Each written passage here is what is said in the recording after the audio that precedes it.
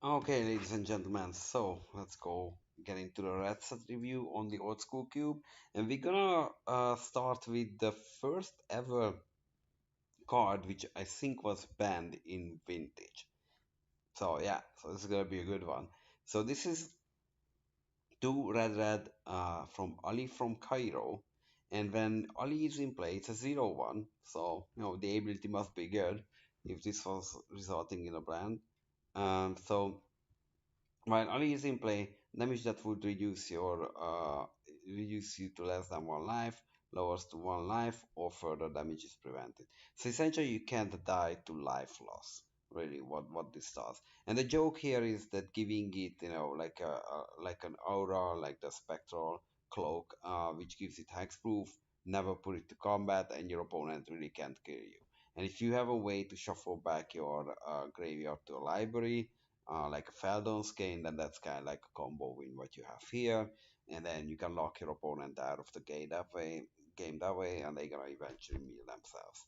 So yeah, this is quite the card, and in vintage, that was the most powerful cards in Magic, so people could protect it and then play that joke over and over again.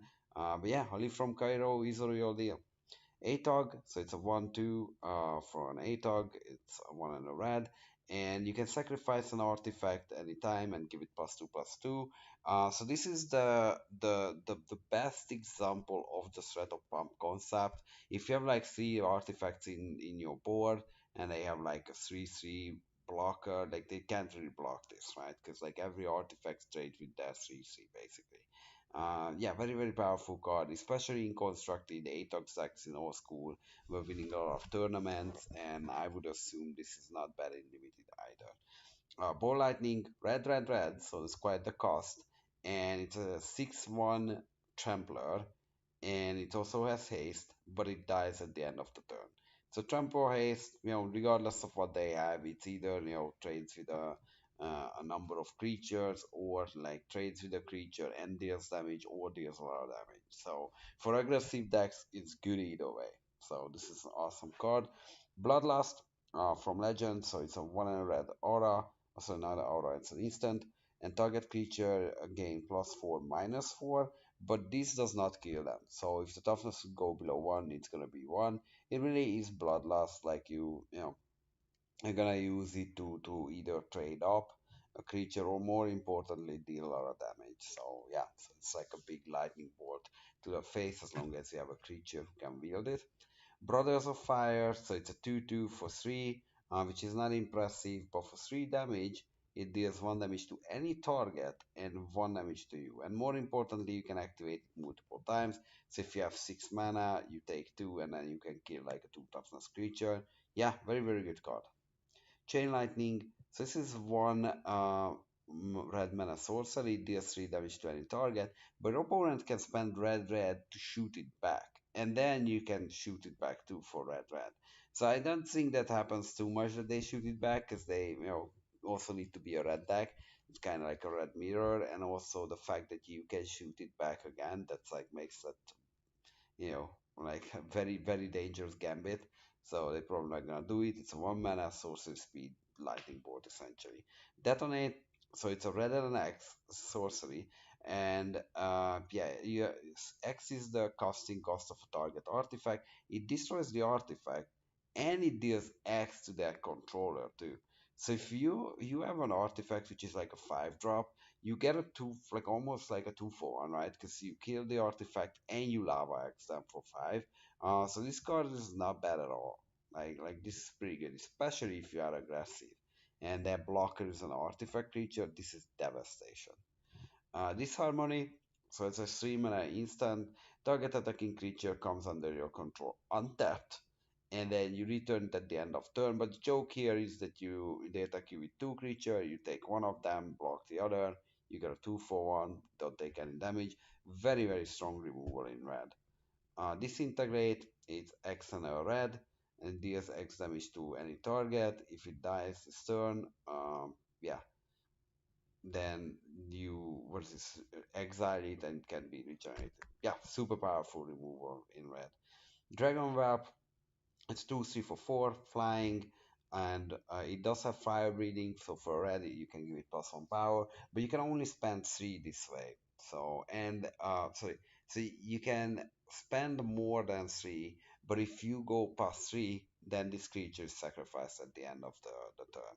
So yeah, I mean it's very very good with the fire breathing. Usually you're not gonna have like 5 mana easy to put into it because all of them needs to be red. So you're gonna probably have it constantly as a force 3, and then a turn when you're really trying to kill them, you might sink in 4 mana, and then you don't mind this dying. Earthquake, it's X and a red for sorcery, deals X damage to each player and each non-flying creature in play. Because flying, if you are in the air, you don't care if there's an earthquake on the ground. But yeah, very very solid, and this is one of those cards. Like I think now we can start seeing the basic pillars of this like red, like almost like a big red archetype where it has a lot of burn spells. Earthquake is one of them. If you cast this for like 7, like everybody takes 6, creatures die, and probably they are not a very high life total at that point. And then you can finish the job off with both. So red is like fairly aggressive, very good at pushing through damage. Eternal Flame, that's another card, 4 mana sorcery. Um, yeah, so it deals damage to your opponent equal to the number of mountains you control and half that damage to you. Super powerful. Like if you're close to being a mono red deck, yeah, I'm just gonna hit them for like 6, and then you take 3. Yeah, it's very very easy. Like you don't need to push through too much damage. If your opponent is already at 10 and you are the red deck, especially if you're close to mono red, there's plenty of ways to finish them off from that. So Falling Star is an interesting one. This is also like a banned card everywhere. It's a reserve list card too, and that's fundamentally altering the way, like mechanically, how the game is played. So it's sorcery for 3 mana, and we're gonna go to the Oracle text on this one because it's not trivial. But essentially, from a 1 foot height over the playing area, you flip it over and it deals 3 damage to each creature it lands on, and then all of those creatures tap. Yeah, and then obviously you need to flip it in such a way that it turns around once in the air. So in practice, how in old school this is played, the your opponent puts down their creature in a close pile. So like in a rectangle, like like 2-2, and then you flip it over the rectangle, and if it's all the creatures like from the middle, then you kill all of them, or like deal 3 damage to all of them. So that mechanically the agreement of it, they can just like split their creatures around the table, so you physically can't hit 2 of them. The goal is for this to be a mass removal. Fire Elemental, it's a 5/4 elemental for 5 mana. Yeah, we see it in blue, it's equally good in red. Fireball, it's X and red, and then deals X damage total divided was evenly, and you round it down. So what's happening is if you spend like 3, um, yeah, among a number of targets, so you can do like 1 to each of them, or like if you have like X equal to 4, you can do 2 damage to 2 target, and yeah, and then you have to pay an extra mana for any target beyond the first, so 6 damage, so 6 mana kills 2/2s essentially. Or what is a classic way using this as a finisher? If you have the mana vault or basalt monolith combo, rather, you have infinite mana, so you just hit them for infinite, or you just hit them for 10 and they die. So Firestorm Phoenix. So Phoenix cards are very very good. This is no exception. This is a 6 mana flyer. Yeah, if it play what is this? So let's read the oracle text. But essentially, if this would die, return to the owner's hand instead, and then you have to wait a turn to play it. So that's really the joke. But it's a 3/2 flyer. Yeah, this is unbelievably annoying card in a limited format because they can't really kill it. You need like a source of partials or something. Yeah, very very strong. Fisher also, I think if this card was printed today, it would be very good in limited because 5 mana destroy a creature or a land, which is unbelievable. Like it's a 5 mana unconditional removal for red, which doesn't really exist in limited, plus a Stone Rain as an alternative option. Very very good card. Fork, it's red red, and any sorcery or instant spell just cast is doubled. So you can target your opponent's spell and make a copy of it, or your own spell and make 2 copy. and then you can change the target of the copy. So if you cast the board, fork it, you get two boards. If they cast like a counter spell, you can use this to be a counter spell for that counter spell. Very, very versatile card, amazing card in red. I think if you are a good aggressive red deck or any red deck, you want a copy of fork in there. Giant strength.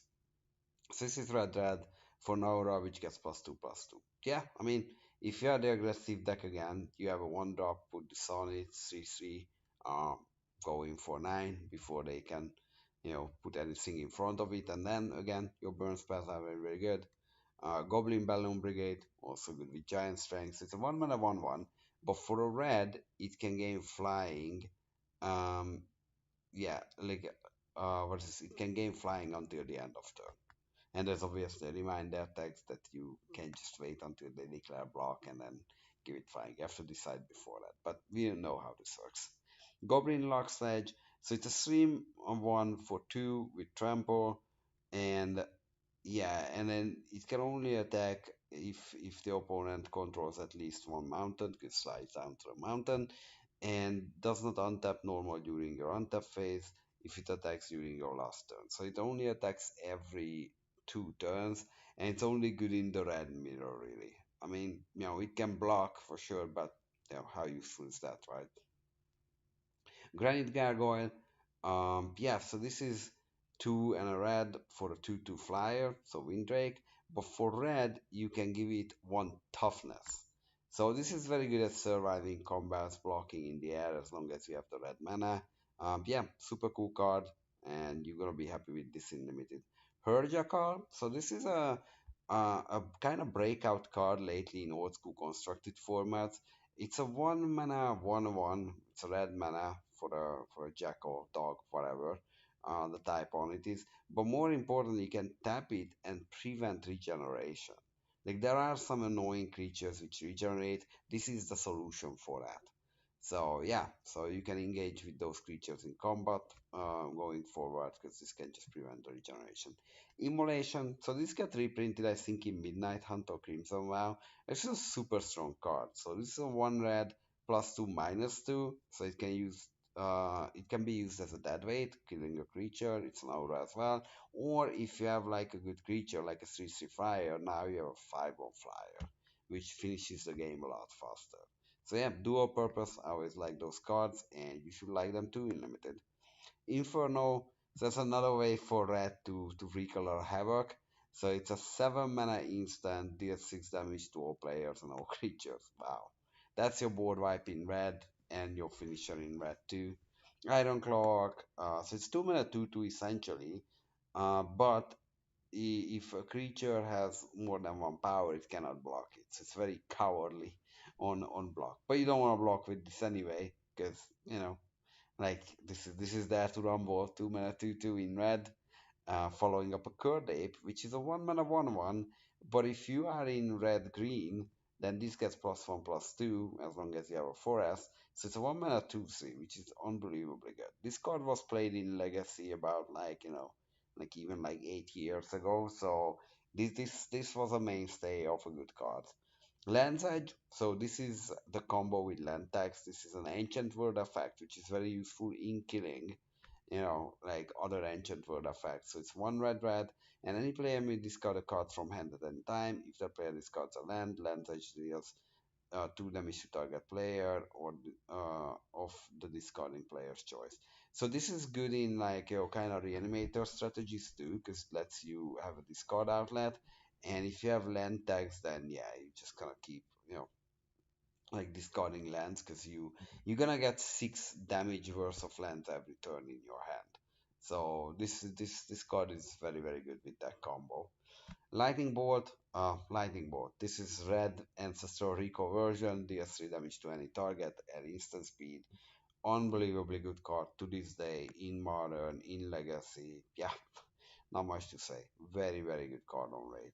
So you pick it highly, you love it. Mana Flare.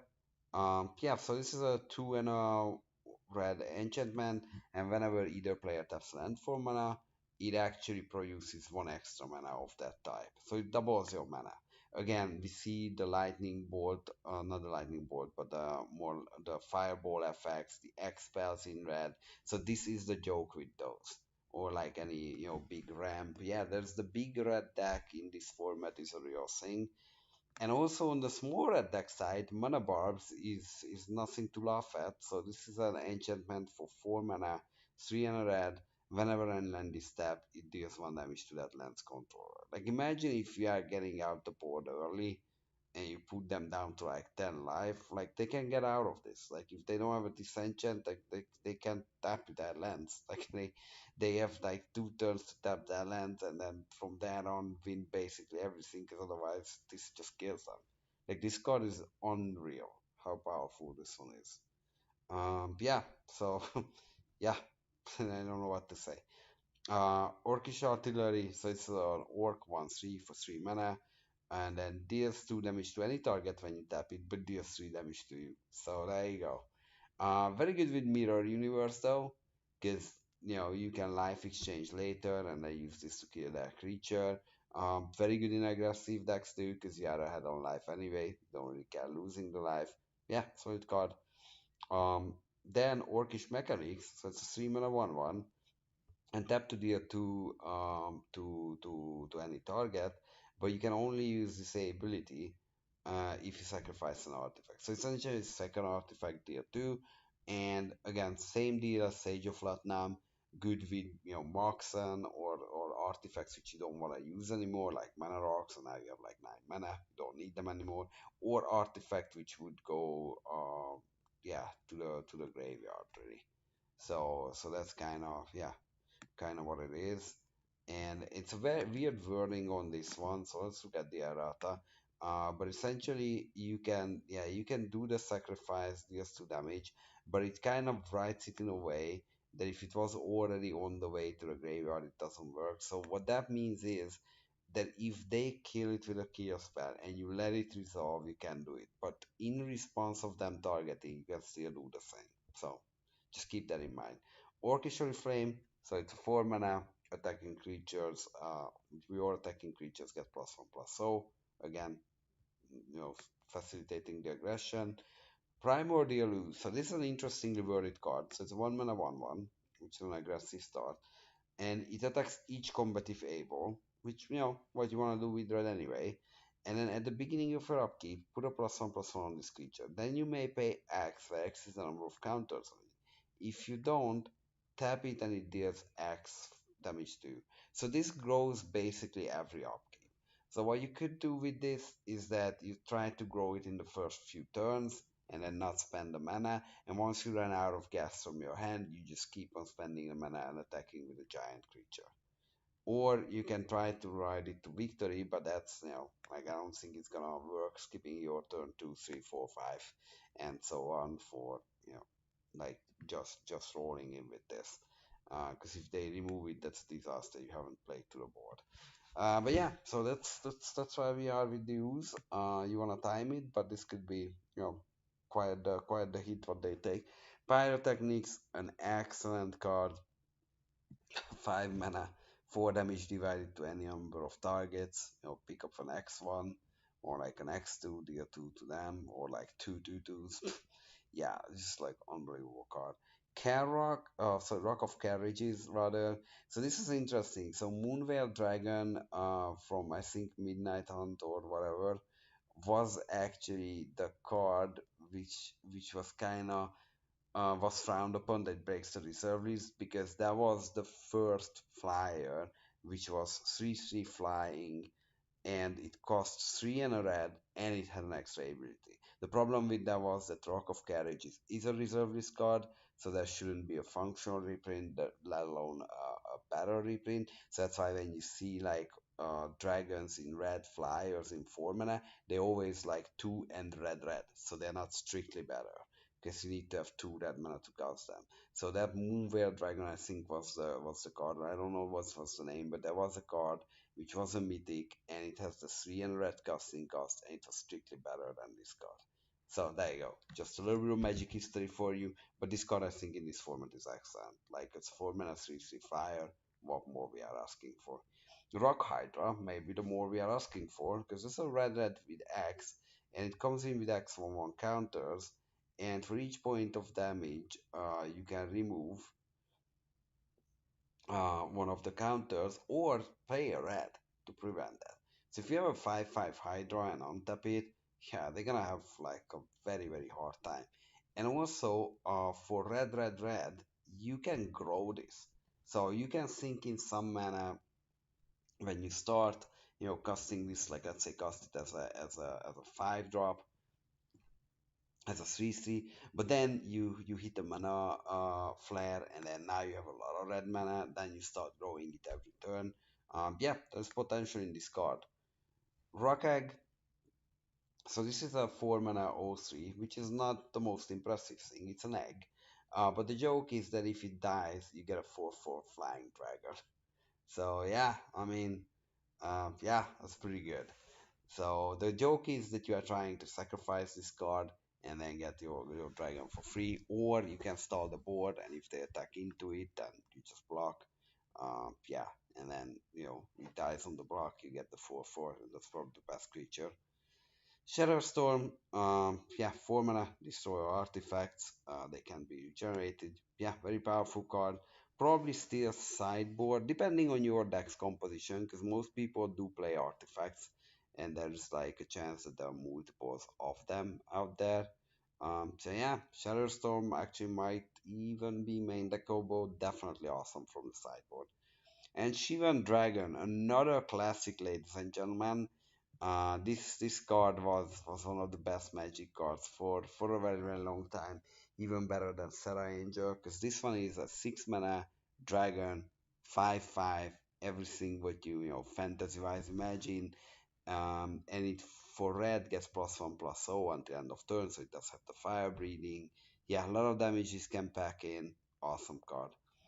Stone Giant, it's a 4 mana 3/4 giant, and then you can tap it and make one of your creatures get flying until end of turn, and it must have a toughness less than the giant's power and destroyed at the end of turn. So the flavor is that grab something which doesn't have a huge butt, so it can actually throw it. It throws it, and the creature, dies because it lands after the throwing. Like super flavorful design, and it's a very good red card. Like I think solid stat line, and then the fact that you can get through your creatures for those final points of damage, especially knowing how many burn spells we have in red. Yeah, unbelievable card. Two-headed Giant of Furies. It's a 4 mana 4/4 trampler, which is already good, and then it can block two creatures. Yeah, two heads. Just watching out for everything. Very good card again. Udden Troll, so it's a 2 and a red, and it's 2/2 for red. It regenerates, so everything which destroys multiple creatures. This survives that. Yeah, awesome card in constructed formats as well with Neverroll's Disc, which is also in this cube. So you're gonna love this card pretty much. Wall of Earth, so it's a 2 mana O6 wall. Not much to see here. It's a pretty boring card, honestly. So we'll see how this plays, because O6 can, fog a lot of things. But it's O6, like, it doesn't have ability. I don't know. I just like more excitement from my cards, but alas, you might play it. So there you go. Wheel of Fortune, famous Commander Legacy All Star, not Legacy, sorry, Vintage and other format All Star. There's still iterations of this card printed to this day, and it's a 2 and a red. Both players must discard their hands. So this is one way to fill your graveyard, and then you draw 7 cards. If you are reanimator, you don't mind wheeling, so because you can drop your fairies to graveyard, hit your reanimation spells, get your reanimated fairies, kill your opponents, and profit. So Idven Efreet, this is 3/6 for red. So pretty hefty casting cost there. And if you choose to block with it, you flip a coin. If you lose the flip, it can block. The joke with this card is that you don't care about blocking with this. This is 3/6 body. Like that's a decent amount of damage, and it's not gonna die in combat unless they have, you know, minimum two, but more likely three creatures, right? So you just send them in, or if you are attacking with it, the coin flip doesn't apply. It does attack as a 3/6, and 3/6 for 3 mana. Yeah, that's really, really good body, even nice in today's standard. So yeah, so that was red for you. Thanks for watching, and we're gonna go on to green. So see you there.